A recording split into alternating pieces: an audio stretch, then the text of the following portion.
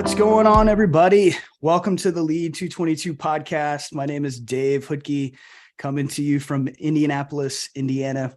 This podcast is focused on helping student ministry leaders stay healthy and become more effective in life and ministry. And I also want to say Happy New Year to all of you. I'm excited for what God is going to do through you and your ministry this year. So let's commit this year, everybody, to pursuing Jesus and pursuing to be a healthy leader. And when we do that, man, God's going to show up. Well, today in this episode, we are excited to be joined by Vince Parker, who has become a friend of Lead222 and a friend of mine. Vince was on episodes 29 and 30 talking about digital youth ministry. So if you haven't checked that out, be sure go back, listen to those. Vince serves as the central ministry leader for Switch, the student ministry at Life.Church. With more than 12 years on the Life.Church team, he uses his pastoral experience and eye for excellence to lead a team of more than 50 youth pastors across 11 states, which I don't know, it might be more by now, Vince. He is passionate about seeing students and leaders live out the calling that God has placed on their lives. Vince, welcome to the podcast, my friend. Man, Dave, thank you so much for having me. It's an honor. It's a blessing, man. I hope things have been well for you in this new year. Thanks. Yeah. It's so good to have you, Vince. So, okay, what else should our listeners know about you?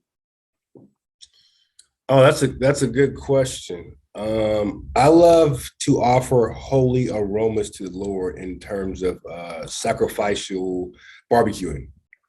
Yes, I have seen that on Instagram and quite a few times. I wish I was at your backyard and would get to enjoy some of that. It looked good. We are old school testament to heavenly aroma to the Lord. I could probably preach a whole message about it, but we're not. But just know I love to barbecue: steaks, chicken, ribs, brisket, seafood, you name it. If it cooks outdoors, that is my jam. Yes. That's what I love. So if you know one thing about me, if you know you come to Oklahoma and you find yourself there, Dave, yes, I will not take you to a restaurant. I will invite you to my home. We're grilling for a steak. I love it. I actually need to make that happen this year. There's no doubt about it. Okay, Vince and everybody today, thank you so much for joining us. We're glad that you're here. Today, we're talking about student leadership development. And all of us know for discipleship to take place, for our ministries to grow, for us to reach more students for Christ, we need to develop our student leaders, not to be the church of tomorrow, but the church of today. And that's why I'm so excited to talk to you today, Vince. So let me start with this. What are the main things you're going after in student leadership development? Well, that's a good question. I think to answer that, you actually have to begin and think about what's core and what's heart to your church as a whole, because you can't actually develop student leaders if it's not a part of a whole who your church is. And for us, we have one of our core values is that the church does not exist for us, that we are the church and we exist for the world. And so because of that, we are not spiritual consumers, we are spiritual contributors. But think about this from a youth ministry perspective. Just think about this. I don't know what day your youth ministry might meet during the week, Sunday, Wednesday, Friday, depends where you're at. You invite students to be a part. And sometimes you'll hear say, hey, well, can I do A or can I do B? And you're like, well, if you get here a little bit early, maybe you can help with setup, or maybe you can help with tear down. But we generally say this is your service, this is for you, and you cannot contribute. But no one ever does that to an adult service. No one ever says, well, you can't develop kids or hang out with people in the baby room or greet people because this is your service. I don't want you to miss worship, right? And so I believe development's at the heart of all of our churches and things like that. And so it's got to start, what's core, what's key is it's got to be in the heart and the core of your church. You've got to be following and going in direction of what your lead pastor's setting for you. You just can't be going, hey, and for our church, for Pastor Craig Rochelle, shout out to him, man, developing leaders is at the heart and the core of who our church is. And so I think that's the number one thing, is it's got to be at the heart and the core of your church. 2, Jesus has to be at the center of it. I know you're saying, well, how come that not 1? Well, Jesus can be at the center of what God's doing through your church, and developing leaders may not be it. So Jesus got to be discerning behind what's in your heart. And what I mean by that is there's a clear difference between I want to develop student leaders. I want to disciple students. I want to see God do the best in them to expand the kingdom, and going, I just need people to do a bunch of tasks for me. Now, there's nothing wrong with doing tasks, but there's a clear difference between having a heart to develop student leaders, to develop youth leaders, and wanting people just to knock out a bunch of tasks and get them done. Because the level of intentionality, the level of purposefulness that you have to bring to it are night and day different. So you want to make sure that, so those are the two key things that are key. The next, probably third thing I'm going to add to that, time. Mm-hmm. It's going to take time. And what I mean by time is, I just want everybody to just pause and think about their own personal development and how they got to where they're at in Christ. Now, some of you listening to this might have been part of an internship program. Some of you may have went to seminary school. Some of you may have done some co-ops or some cohorts, lots of different avenues. But if I were to sit you all down and let's just say take a random sampling of 12 of you, that seems like a good number, 12, right? Yeah, that sounds good. I believe I would have 12 different stories of how God used different specific people to pour into you. Yeah. I'm not saying it doesn't exist, but I've never actually seen a program that's a good program, even though it might reach and help develop dozens or hundreds of people, that actually produce dozens and hundreds of well-developed student leaders. Mm-hmm. So in other words, the same program that produced your favorite lead pastor, your favorite CEO, your favorite whoever, there aren't thousands of those people. No. Right. There's just not. And so you need to know that, yes, you might have a program that's for 5 students, for 10 students, for 12 students, for even 20 or 30 students or more. At the end of the day, there are going to just be 2 or 3 students that you're going to devote a little bit of extra time to, because that's how God set it up. And you have to go in knowing this commitment is simply more than simply going, okay, from Mondays, from 3 p.m. to 4 p.m., we read this book together and we go over the questions. And then on Wednesdays after service, we do this. And on Sundays, we do that. But it's going to require you sacrificing giving of your time to see what God can implant from you to him into him or she to make those things happen. And so, again, the heart of your church, God's got to be at the heart, the center of it, in time. 3 key components, long answer, but 3 key components that I go with. That's good, Vince. That's really good. And like you said, it will look different, at every place. But at the heart of it, Jesus has to be at the center. And but also it really needs to be focused on our end goals that, man, we are developing, these students. And a lot of that is relationships, right? And that takes time. And that just takes time. And we could look at each of our lives and like you said, every story would be different. But for a lot of, youth pastors trying to figure out like, okay, what could be a plan for us, to develop these student leaders, what would you say, like, how do you know when a student is ready to be part of a leadership team, to take on we're not just giving tasks, but we're talking about, more than just that, development and discipleship. And what would you say as far as how do you know when a student is ready? Yeah, you're going to see it. And there's 1 or 2 ways you're going to see it. Either God's going to clearly reveal to you, hey, there's something I want you to pour into this student. Or you're going to see this student have influence in leading other students or even leaders to have change in their life. Now, that change is not always positive, okay? So this might be a student that's leading other students to make, let's just say, not the wisest decisions, but he or she has influence. And the question is, if you recognize that someone in your ministry has influence, is that on you if you choose not to pay attention to that? So I just believe, you're going to see it. Either God's going to reveal it to you and speak directly to you about that, or you're just going to see them. And they can be leading students in a positive way. It doesn't always have to be a negative, unwise decision, but they're leading to. Now, here's what you're not going to see.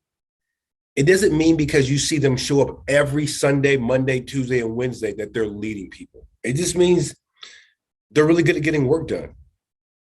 But leading, there's a clear difference between leading people to helping them take their next step. There's a clear difference between the anointing that God's placed on someone's life to do something.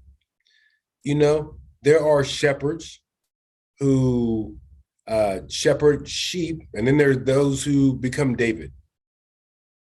They're not all the same thing. Mm-hmm. So just because you show up every day and herd the sheep doesn't mean you're going to be David. And we're talking about spending a specific amount of time, focus, and energy. You want to pay attention to either because God showed you, or you see them going, When you speak, people listen, they pay attention.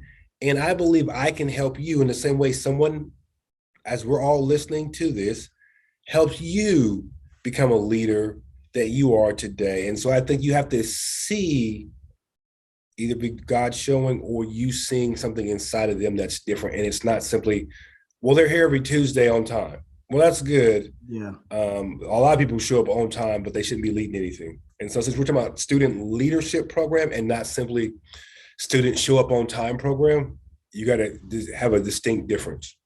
So what have you seen, maybe what you've done at Life.Church, maybe what you've seen around the country that's doing really well? Like what specifics? We're not talking about tasks, but what would you say, a real effective student leadership program looks like? Like, what are we calling them to? What are some of the practical things that you guys are doing with these students to help them grow?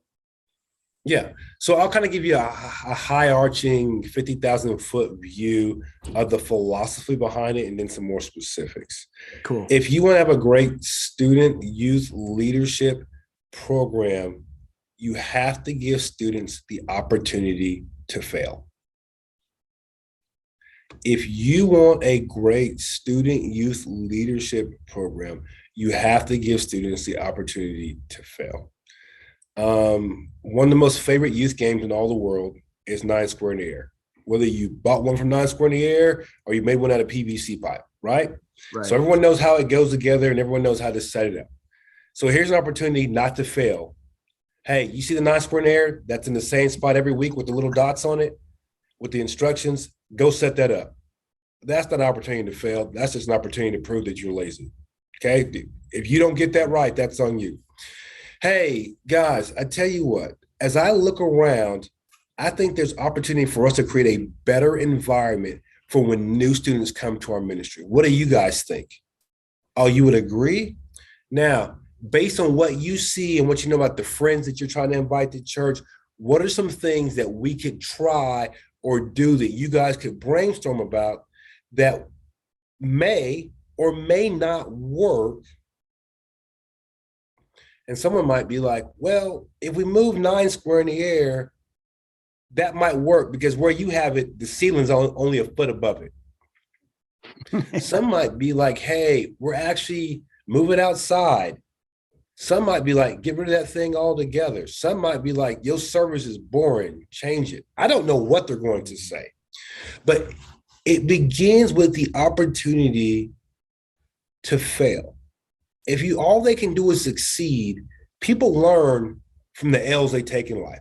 L's are for learning opportunities, right? And so if you don't present them with it, now you're like, well, Vince, that don't seem biblical. It's very biblical. How many times? Yeah, that's what I was thinking. I was like, it's very biblical. But hey, take this knapsack, go into this town and do this. You ain't gonna go with us? You ain't? Oh no, you mean I gotta go in there and it may work and it may not work? Okay. Mm-hmm. And then what do you do whether they succeed or fail? You give them feedback. Right.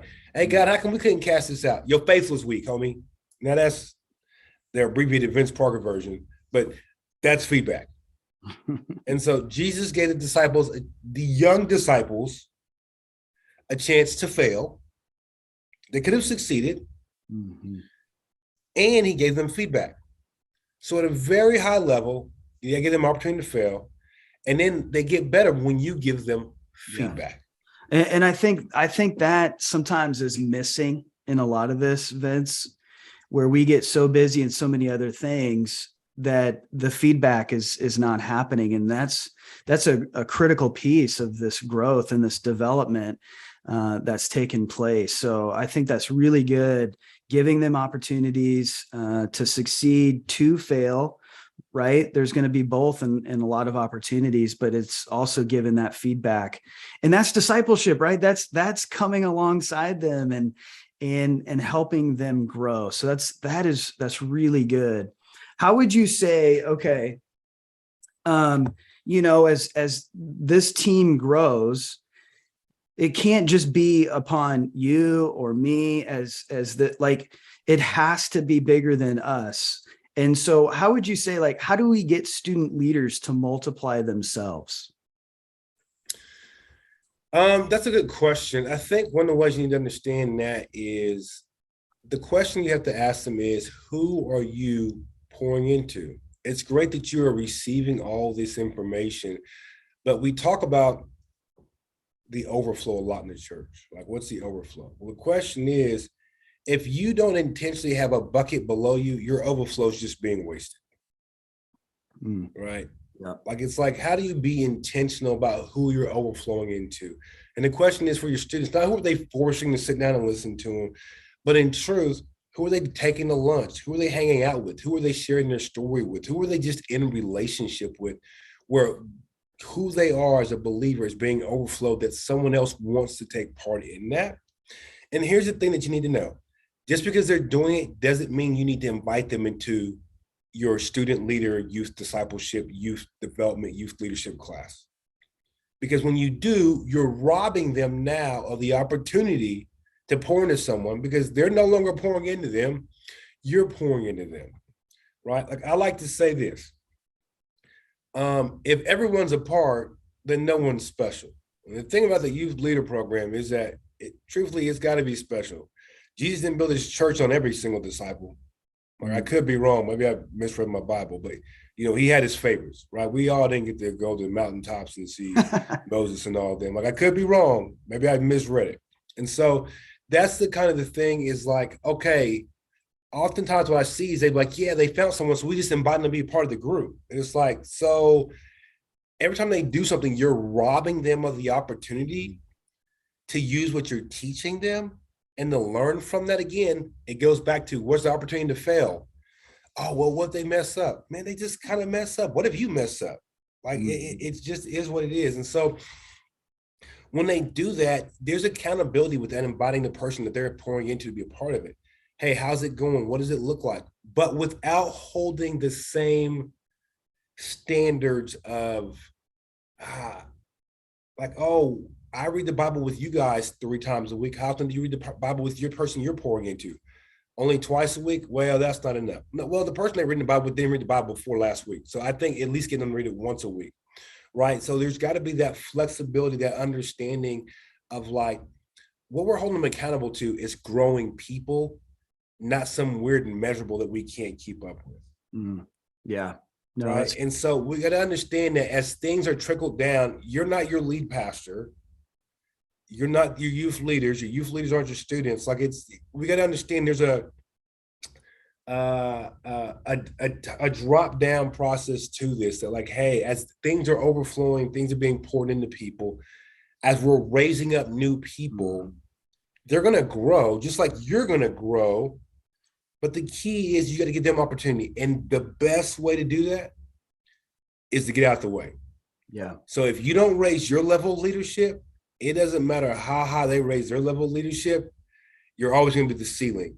So you got to continue to raise your level. Like, it's a huge responsibility to become a better leader, not simply just so you can have a new title or a new job, but because God has empowered and entrusted people so that you can get out of the way, i.e. Jesus got out the way. Yeah. So that people could come up. I bet you Jesus could carry this thing on better than any of us. Yep. But he raised people up, then he got out the way. Now you sent a helper, and that's amazing. Thank God for it. But you got to understand that most of us, we don't get out the way. We think we're the helper. We don't trust what God's doing. And we're just, yeah, invite the guy you're pouring into to the small group so we can do that. And so those are just some of the things that I go, hey, that's how you got to do it. Does that make sense? Yeah, no, it's good. Yeah, it does. And, we can't be the star of the show. I mean, we've got to, this is what it's all about. It's raising up these leaders, and us stepping out of the way. And so I think a big part of this though, too, when you said earlier about tasks, I still think that's one of the things that we need challenged in, that we're not just giving a lot of these like these tasks, like, interns, and they're doing a lot of these, little things that maybe just help our job become easier. It's giving them real opportunities, like you said, and it may fail, but they're given opportunities to really stretch their faith, to grow, to put themselves out there, and to see what God does, and then to be able to come alongside them and really shepherd them, talk about that, evaluate it, and spur them on again. Right. And so, so Vince, as we kind of come close to the end of this, a couple more things. How do you evaluate the effectiveness of your student leadership team? Maybe for some, as they're just getting going, it's good to think about, how will I evaluate this? And maybe for some that's been doing this for a little while, how should they evaluate the effectiveness of their student leadership team? Yeah.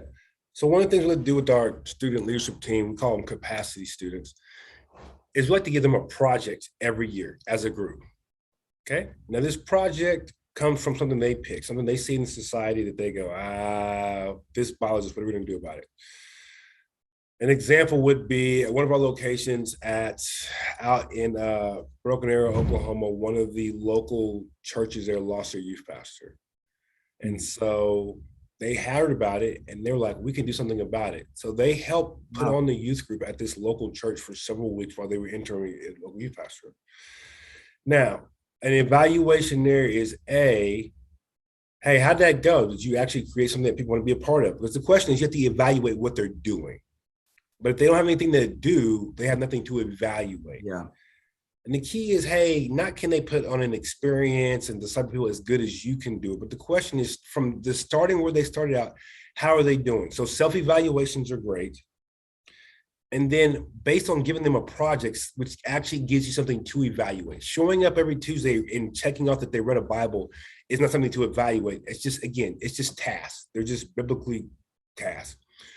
The next thing you have to do is, hey, what kind of impact are they making? So as believers, as followers of Christ, the Bible clearly says is that they will know you by our love. Right? They say that we will, certain things that we as believers will just do because that's who we are. Or are they making an impact? So I don't think they're going to necessarily reduce all the crime rate in your community. But did they start a boys and girls program? And did kids show up to it? Did more kids come to church? Did they help feed homeless people? Did they help raise money for school supplies? I don't know what that thing is, but the question is, that thing they set out to do, did they actually do it? Yeah. And if they did something like that last year, how did they do in comparatively to this year? Now, some of you are like, well, that kind of sounds like a job review. In a way, it kind of is, but think of it more like a project review, right? You're simply giving them feedback, because here's what's going to happen one day. They actually are going to be business owners and they're actually going to have jobs. And what you're actually teaching them is how to lead in a Christ-centered biblical way for when they're not in your ministry, because this is not about your ministry. This is about the fact that you, as a youth pastor, as a youth leader, as a youth director, have been charged by Jesus to empower people to be not only the leaders of today, but the leaders of the future businesses and things that they will impact. These will be doctors, lawyers, future youth pastors, worship pastors, CEOs. And the question is, Who actually taught them how to do that in a Christ-centered way? You could have, but maybe there was a fear that you just give them tasks. So when they're sitting down and they go like, man, I remember when we raised money for a school project and this went well, and here's some things I learned from it. And I'm sitting in my Harvard interview, or I'm sitting down in a business job because someone wants to hire me. I can talk about how my youth pastor gave me opportunities. Wow. And now I'm at the job, or now I'm the CEO, or now I'm the doctor, and I can take these practices. So yes, there are some things that you can monitor and you can check on right now, but the long-term evidence, the long-term fruit is what you see them do on down the road. Yeah. But you won't see that unless you're actually giving them these opportunities, and then you're just honestly giving them feedback about the opportunities that you have provided them and that they're coming up with themselves. So if you've been doing this for 3 years and every year they go, hey man, we just want to feed 2 homeless people. Well, that's good. But the 3 of y'all have only been able to feed 2 homeless people for the past 3 years. Yeah. Right. So it doesn't mean they might be like, we want to feed homeless people. It's like, you know what? We raised up other leaders. We fundraised money. We did all these things. So we went from feeding 2 homeless people 1 year to 20 the next year to 200 the year after that. Yeah. Oh, that's growth, because you learned you didn't have enough money to feed 200 year one, but you learned how to raise money. You learned how to have conversations with people. These are things that even if the event or the things ongoing aren't best, that they learn the skill set of doing because you gave them opportunities, because not only are they leaders of the day, but they will be leading things much larger than what they're leading now. But again, you got to go back to, is it the heart of your church? Is this of God that he's calling you to do? Do you have the time? And are you giving them opportunities to fail while giving them feedback to move them forward?